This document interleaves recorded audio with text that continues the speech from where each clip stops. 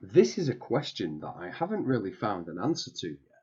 And it really does put a point out there, especially to the heliocentric system and the ballers that will believe that, the satellites are real, and for the people who follow the channel or are interested in the flat earth science, we're aware that satellites are not real. It's just a very interesting money-making scheme and scam on the people of the world, the flat world that is, that we have to realize how a satellite phone would work then on a plane. And this comes down to some interesting facts. And I haven't found this. I've just literally put two and two together. Now, a satellite phone is a type of mobile phone that connects to apparent orbiting satellites instead of terrestrial cell sites, and it provides the similar functions to our normal mobile phones or cell phones. And it basically depends on your architecture of a particular system. The coverage may include the entire Earth or only specific regions. So the mobile equipment, only known as terminal, varies widely. Early satellite phone handsets had the size and weight comparable to that of late 1980s or early 1990s mobile phones, usually with large retractable antennas. More recent satellite phones are similar in size to the ones that we have, and some prototype satellite phones have no distinguishable difference from an ordinary smartphone. All right, so how are they working then on a plane and not a globular heliocentric system? Well, if we was to go back, and I recently did, maybe a few weeks ago, a month ago, an upload on Nikola Tesla and the inventions that he has created and left behind, that contrary to what a lot of people believe, and there is still a massive, massive conspiracy on who took his work, but the military's interest 40 years later and the secret project based on Tesla's inventions is not bad at all for a guy whom in the Americas Donald Trump said left nothing of scientific value. Well, yes, sure, he's trying to throw us off the scent, isn't he? Because Nikola Tesla had at least the very best blueprints for laser technology, some revolutionary propulsion system. Okay, so we know about the anti-gravity system. It doesn't work because gravity is not real. And did he or did he not create the Wardenclyffe Tower? Now, the Wardenclyffe Tower grew out of experiments that began in the early 1890s, but his primary goal in these experiments was to develop a new wireless power transmission system.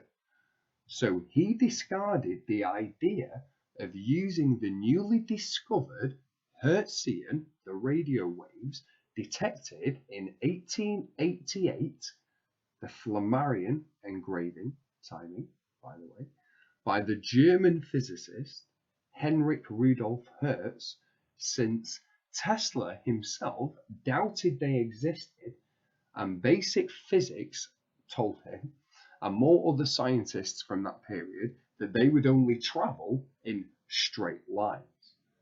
Now, through flat earth science as well, laser tests, missile laser tests, 70 miles straight, there is no Pythagorean curve to the plane. So, the light would only travel in straight lines visible, meaning they would travel straight into space, becoming hopelessly lost. So in laboratory work, the later large-scale experiment at Colorado Springs in 1899, Tesla himself developed his own ideas on a worldwide wireless system and how it would work. So he theorized from these experiments that if he injected electrical current into the Earth, the flat Earth, at just the right frequency, and we can talk about frequencies from the magic composers of Bach and how he found that mystical and magical architecture in the plane from the Fibonacci sequence, that he found from the right frequency, he could harness what he believed was the plane's own electrical charge and cause it to resonate at a frequency that would be amplified in standing waves that could be tracked anywhere on the plane to run devices or through modulation carrying a signal. So his system was based more on 19th century ideas of electrical conduction and telegraphy instead of the newer theories of airborne electromagnetic waves or electromagnetic waves. With an electrical charge being conducted through the ground and being returned through the air, Tesla's design used the concept of a charge-conductive upper layer in the atmosphere, and the theory dating back to an 1892 idea for a proposed wireless power system based by Mahlon Loomis. Tesla not only believed that he could use this layer as his return path in his electrical conduction system, but that the power flowing through it would make it glow, providing nighttime lighting for cities and shipping lanes. But here, a quote from Tesla himself: "The earth itself as a medium for the conducting the currents, thus dispensing with wires and all other artificial conductors, a machine which to no explanation in its operation in plain language resembled a pump in its action, drawing electricity from the earth and driving it back into the same at an enormous rate, thus creating ripples or attuned receiving circuits. In this manner, I was able to signaling, but considerable amounts of energy, and later discoveries I made convinced me that I shall ultimately succeed in conveying power without wires for industrial purposes, with high economy and to any distance, however great." So my question would be, how then does a satellite phone work on the flat, motionless plane that we live on? Well, if we was to actually believe then that somebody was to take his work and have created and built their very own Wardenclyffe Tower, then the system would be complete. But if you were to talk to an expert on GPS, by which I mean someone who actually builds the systems GPS relies on, you will find it's all based on underground wires and ground-based towers.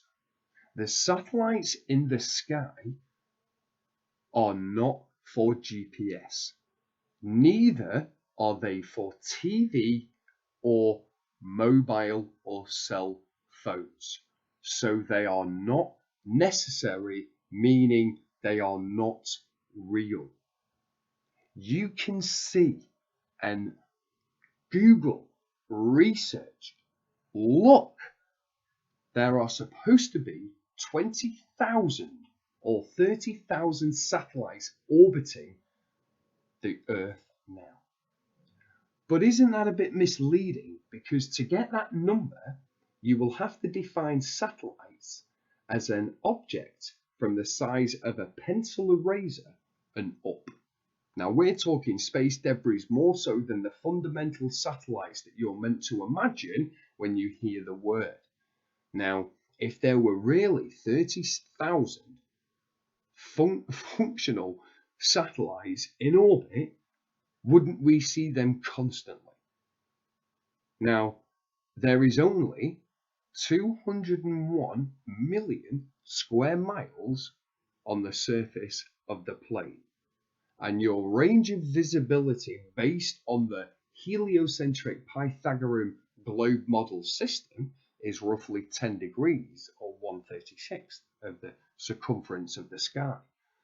So you should be able to look up and see no less than at least 65 satellites at one time. But do we? No.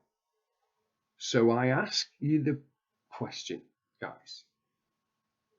Satellites do not appear above the plane, and how a satellite phone actually works could be based on a very simple Tesla Wardenclyffe Tower design that was stolen the moment that man left this plane. It's a question I'd like to get a real answer to.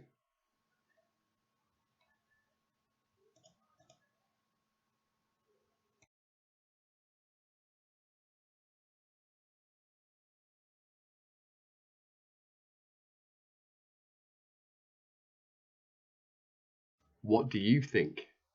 The elite have got Tesla's inventions and are in fully operational working order today? Oh, I'm quite sure, guys, quite sure. As always, thank you very much for watching this upload. Hit that subscribe if you're new to the channel. We do need to stick together. And I want to wish you peace and have a great day. Good luck to you.